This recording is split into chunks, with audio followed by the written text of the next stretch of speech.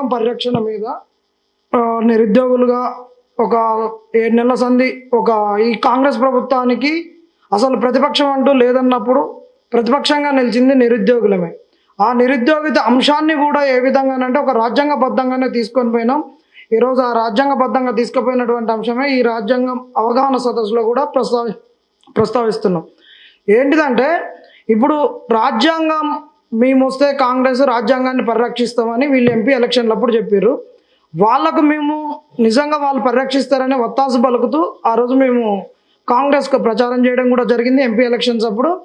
అయితే ఒకవైపు కిందాక మన జడ్జి గారు చూపించినటువంటి ఆ కాపీ ఓన్లీ జడ్జెస్ దగ్గరనే ఉంటుంది. అది 800 రూపాయల కాపీ. ఆ కాపీని పట్టుకొని రాహుల్ గాంధీ ఇట్లా పట్టుకొని మేము వస్తే రాజ్యాంగాన్ని కాపాడుతామని చెప్పిండు. రేవంత్ రెడ్డి ఇట్లా వచ్చి రాజ్యాంగాన్ని తలగబెడుతున్నారు. ఇక్కడ ముఖ్యంగా ఏంటంటే ఏ పార్టీ వచ్చినా కానీ ఖచ్చితంగా వాళ్ళందరూ చేసేటటువంటి రాజ్యాంగానికి తూట్లు పొడిసేదే. ఆ తూట్లు పొడవడంలో బీజేపీ పెద్ద తూటు పొడిస్తే కాంగ్రెస్ చిన్న తూటు పొడుస్తుంది. ఆ పొడిచే తూటు కూడా కుల పంచాయతీలు పెట్టి షాట్లో తౌడు పోసి కుక్కలకు పంచాయతీ పెట్టినట్టు పెట్టేటటువంటి కార్యక్రమమే ఇది. ఇక రాజ్యాంగంలో మనకు ఆర్టికల్ 41 ప్రకారము ఏదైతే డిపిఎస్పిలో డైరెక్టివ్ ప్రిన్సిపల్స్ ఆఫ్ స్టేట్ పాలసీలో మనకు ఎంప్లాయ్మెంట్ అనేటటువంటిది ఒక రాజ్యాంగబద్ధంగా ఏ విధంగా చెప్పడం జరిగిందో దానికి వీళ్ళు విరుద్ధంగా చేస్తున్నటువంటి అంశము ఉద్యోగ కల్పన చేయకుండా ఉండడం. ఇక్కడ ముఖ్యంగా గమనించవలసినటువంటి అంశం ఏంటంటే ఇక్కడ మనకు మార్నింగ్ దిగంబర కాంప్లెక్స్ అన్న కూడా ఒక అంశం చెప్పిండు. సెంట్రల్ గవర్నమెంట్లో సెక్రటరీసీలలో మీరు ఎక్కడికి పోయినా కానీ ఏ హెచ్ఓడి తీసుకున్నా ఎవరు తీసుకున్నా ప్రిన్సిపల్ సెక్రటరీ నుండి నీకు జీవో తయారు చేసేటటువంటి జాయింట్ సెక్రటరీ లెవెల్ వరకు కూడా బ్రాహ్మణ్సే ఉంటారని చెప్పారు. ఆ సెక్రటరీ లెవెల్ జాబ్కి వెళ్ళాలంటే నువ్వు ఖచ్చితంగా యూపీఎస్సీ రాయాల్సిందే. ఆ యూపీఎస్సీ డైరెక్ట్ సివిల్ సర్వీస్ ద్వారా పోతేనే అది సాధ్యమవుతుంది.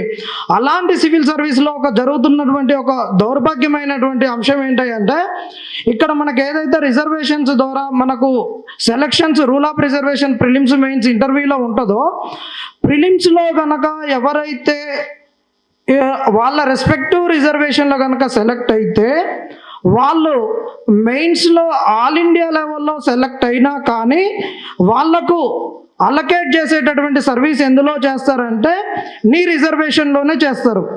బెస్ట్ ఎగ్జాంపుల్స్ టీనా దబి గారు 2015లో వారు ప్రిలిమ్స్ బై ఛాన్స్ ఒక్క మార్క్ తోటి 71 ఆ రోజు కట్ ఆఫ్ ఉంటే 71 మార్క్స్ తోటి ప్రిలిమ్స్ ఆల్ ఇండియా లెవెల్లో ప్రిలిమ్స్ క్వాలిఫై చేస్తే ఆమె మెయిన్స్ ఆల్ ఇండియా టాపర్. కానీ ఆమెకి ఇచ్చినటువంటి సర్వీస్ ఎందులో ఇచ్చిర్రు అంటే ఎస్సీ కేటగిరీలో ఇచ్చిర్రు. అయితే దీనికి మూలం ఎవరంటే జఫర్ సాహెబ్ అనేటటువంటి ఒక జడ్జిమెంటు. ఆ జడ్జిమెంట్ కూడా 1985లో ఈ తెలంగాణ నుంచి పోయినటువంటి వాళ్ళే సురేందర్ రావు అనేటటువంటి ఒక అడ్వకేటు హైకోర్టులో ఆర్గ్యూ చేసి తీసుకొని వచ్చిర్రు. అంటే ఇక్కడ నువ్వు ఒకవైపు నీకు రిజర్వేషన్స్ ఇస్తూ కూడా నీ సెలక్షన్ మాత్రం నీకు రిజర్వేషన్లోనే చేస్తున్నారు, నీకు ఓపెన్లు ఇవ్వడం లేదు. ఇది గుర్తుపెట్టుకోండి. 55 జీవో కూడా ఈ స్టేట్లో 12 సంవత్సరాల తర్వాత గ్రూప్ 1 నోటిఫికేషన్ వచ్చినప్పుడు వాళ్ళు చేసినటువంటిది ఏంటంటే ప్రిలిమ్స్ మెయిన్స్ సెలక్షన్లలో అన్నిటిలలో కూడా రూల్ ఆఫ్ రిజర్వేషన్స్ పాటిస్తామని చెప్పిర్రు.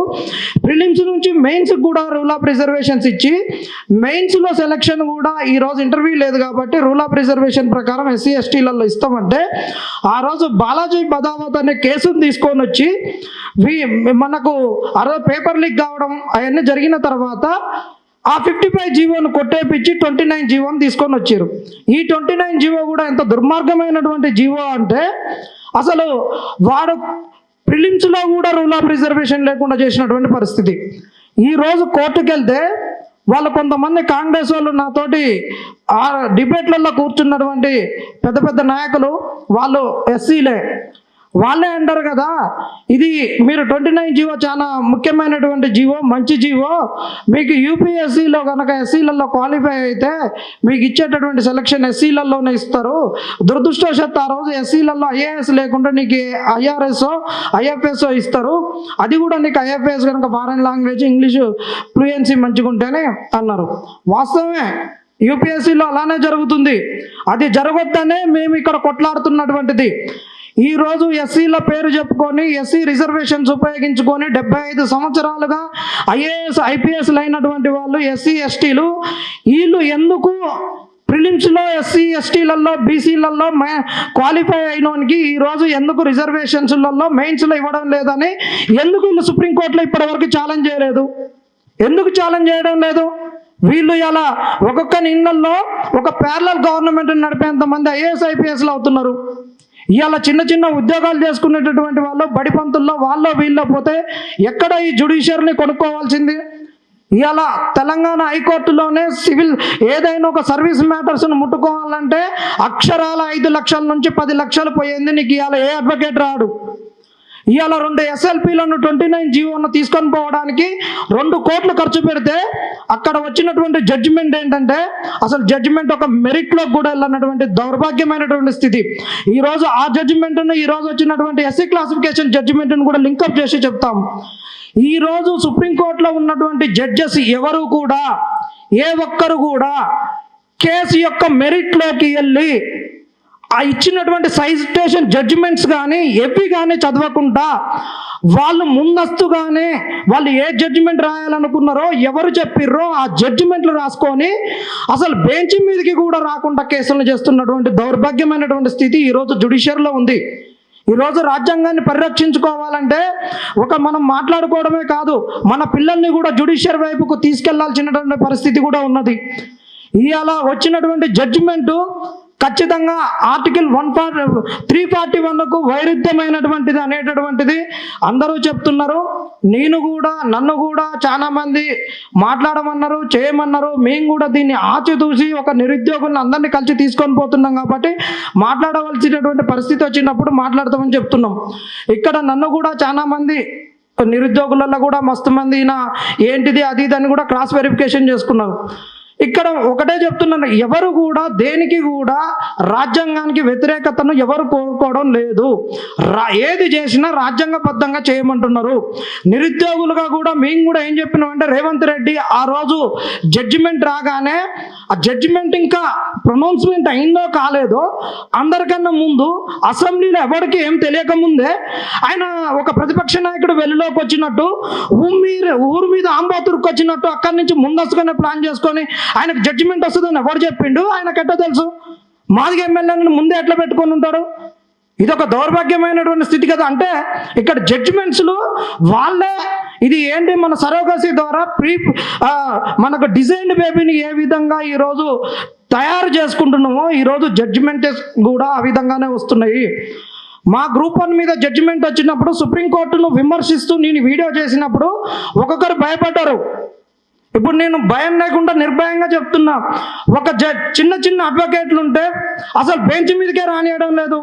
అసలు మీరు ఏ అడ్వకేట్ అయితేంది ఎవడైతేంది మనకి ప్రాక్టీస్ ద్వారా వస్తుంది, అడ్వకేట్లను చేయండి.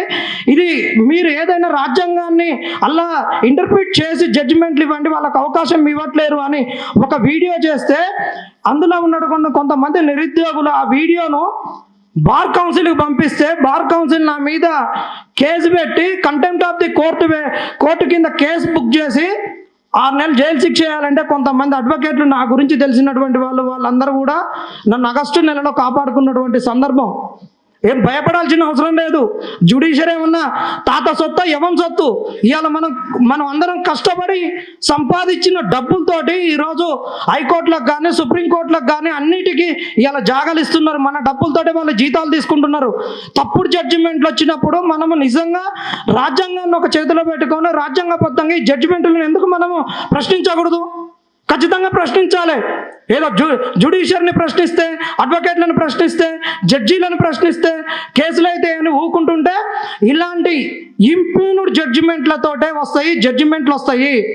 ఈ జడ్జిమెంట్లను కూడా మనం రివ్యూ పిటిషన్లు వేసినా ఇంకేది వేసినా కానీ న్యాయం అనేటటువంటిది జరగనటువంటి పరిస్థితి ఈరోజు ఉంది.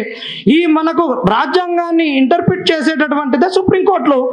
ఈ సుప్రీంకోర్టులో ఈ విధంగా దౌర్భాగ్యమైన స్థితికి వచ్చినప్పుడు రాజ్యాంగంకి ఎలాంటి ప్రమాదంలో ఉంది, ఎలాంటి ప్రమాదం అంచుల్లో ఉంది అని అనుకోవడం కాదు. రాజ్యాంగం అనేటటువంటిది భారతదేశంలో ప్రమాద అంచుల నుంచి జారి అగాధంలోకి వెళ్ళిపోయింది. దాన్ని గ్రహించండి. రాజ్యాంగాన్ని ప్రమాదం అంచుల్లోకి జారిపోయింది కాబట్టి దాని నుంచి మనం కాపాడుకోవాల్సిన బాధ్యత చాలా ఉంది. కాబట్టి ఖచ్చితంగా మనం అనుకున్నటువంటి వాళ్ళు ఇప్పుడు మన కమ్యూనిటీలలో ఎస్సీలలో కావాల్సినంత మంది డాక్టర్లు ఉన్నారు, ఇంజనీర్లు ఉన్నారు. నెక్స్ట్ కావాల్సింది మనోళ్ళను ఇంటి నుంచి అడ్వకేట్లను తయారు చేసుకోవాల్సినటువంటి పరిస్థితి ఉంది. వాళ్ళు కూడా అడ్వకేట్లుగా పోయినాక డబ్బులకు ఆశపడి కాకుండా ఖచ్చితంగా ఈ ఎస్సీ ఎస్టీ ప్రొవిజన్స్ ఏదన్నా వచ్చినా, ఎంప్లాయ్మెంట్ వచ్చినా వాటికి వీళ్ళు ఖచ్చితంగా వెన్నుదండగా ఉండే హైకోర్టులలో, సుప్రీంకోర్టులలో ముందుకెళ్ళి కాన్స్టిట్యూషనల్ ప్రొవిజన్స్ను కాపాడుకునేటటువంటి ప్రయత్నం చేయించుకోవాలి. కానీ ఈరోజు దౌర్భాగ్యమైనటువంటి స్థితి ఏంటంటే కొన్ని జడ్జిమెంట్లు వచ్చిన వాటిల్లో వాళ్ళు ఈ కింది కులాల నుంచి వచ్చినటువంటి వాళ్ళు ఇచ్చినటువంటి జడ్జిమెంట్లే ఉన్నాయి. ఇంతకన్నా దౌర్భాగ్యమైనటువంటి స్థితి కూడా మనకు ఇంకా ఎక్కడ దాపురించదు. ఇక్కడ మనం కొన్నిటిని మనం ప్రస్తావించకూడదు. కానీ వాళ్ళు ఈరోజు ఇది కొలీజియం సిస్టమ్ ఇదంతా ఉన్నది కాబట్టి, ఇదంతా రాజకీయంతో వాళ్ళ పదవులు ముడిపడి ఉన్నాయి కాబట్టి వచ్చేటటువంటి జడ్జిమెంట్లు దౌర్భాగ్యంగా వస్తుంది. వాళ్ళు రాజ్యాంగాన్ని కాపాడుతారు, జ్యుడిషియరీ కాపాడుతుంది, సుప్రీంకోర్టు కాపాడుతుంది అంటే ఇది కొద్దిగా మన అవివేకమే అవుతుంది. ఒకవైపు లీగల్ బ్యాటిల్ చేస్తున్నాయి. ఇలాంటివి వచ్చినప్పుడు ఖచ్చితంగా వేలాదిగా మనం తరలి వచ్చి ఒక సోషల్ ప్రెషర్ గ్రూప్గా క్రియేట్ అయ్యి ఈ యొక్క ప్రెషర్ గ్రూప్ అనేటటువంటిది ఎప్పటికీ తగ్గదురా నాయన, మనం ఇలాంటివి చేస్తే చాలా ముప్పు అనేటటువంటిది క్రియేట్ చేసే తప్ప ఈ రాజకీయ పార్టీలు అనేటటువంటివి దీనికి తలొగ్గకుండా వాళ్ళు చేసేటటువంటి పనులు వాళ్ళే చేస్తారు. ఎందుకంటే ఇవాళ గవర్నమెంట్లో చేయాల్సినటువంటి వాళ్ళు కొద్దిమందే, ఉన్నటువంటి ఎంప్లాయ్మెంట్ కొద్దింతే.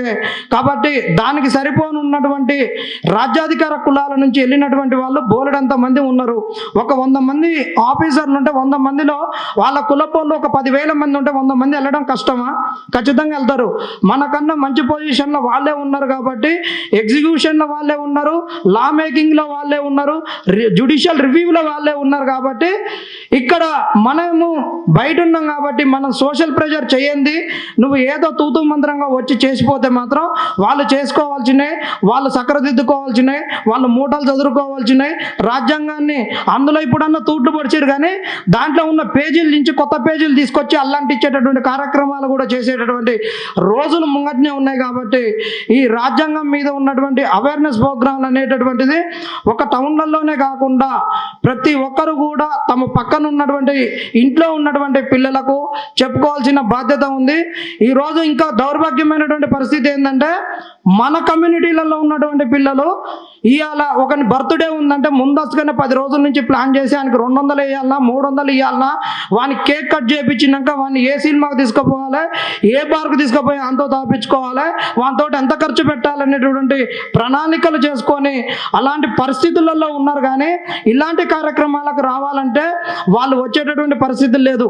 ఈరోజు ఇండ్లల్లో ఉన్నటువంటి తల్లులు కూడా ఎట్ట తయారయ్యారంటే వాళ్ళ పిల్లలకి ఏం చెప్పేటటువంటి పరిస్థితి లేదు. వాళ్ళ పిల్లలకు చెప్పేటటువంటి పరిస్థితి అంటే వాళ్ళకు సెల్ ఫోన్లు ఇచ్చి వాళ్ళని ఎక్కడ కూర్చోబెట్టాలని అక్కడ కూర్చోబెట్టుకొని వీళ్ళు చేసుకోవాల్సిన కార్యక్రమాలు వీళ్ళు ఏ చేసుకోవాలో అవి చేసుకుంటున్నారు. సినిమాల అన్ని సీరియళ్ళకు అన్నిటికీ ఉన్నారు. ఇంకా మనము చెడిపోయిన మన సమాజం ఏదైతే అనుకుంటున్నారో చాలా గొప్పగా ఉందని మనం గతాన్ని చూసుకొని మా తాతలు నేతులు తాగిర్రు, మన మూతులు వాసం చూడాల్సినటువంటి పరిస్థితి ఉంది. మన వాళ్ళు గొప్పగా చేసిరు కాబట్టి ఇంతవరకు వచ్చినాం. ఇక మనము కొంత వాళ్ళని సరిపెట్టుకోకపోతే ఈ జాతి మనుగడే చాలా కష్టంగా ఉంటుంది. ఎందుకంటే వచ్చేటటువంటి చట్టాలు అలాంటి, ఉన్నటువంటి రాజకీయం అలాంటిది. మనం ఇంత మొత్తుకున్నా రేపు మన దాంట్లోకి వెళ్ళి ఒకటి పోయి ఏదన్నా పోటీ చేస్తే వాడు 100 పచ్చనోటు తీసుకొని ఓటు గుద్దనటువంటి పరిస్థితి మన జాతిలోనే దాపురించింది. కాబట్టి ఇంకా మనం చాలా జాగ్రత్తగా చేయాల్సినటువంటి పరిస్థితులు చాలా ఉన్నాయి. నాకు ఈ అవకాశం ఇచ్చినటువంటి పెద్దలకు అందరికీ శిరస్సు వంచి ధన్యవాదాలు తెలియజేసుకుంటున్నాను.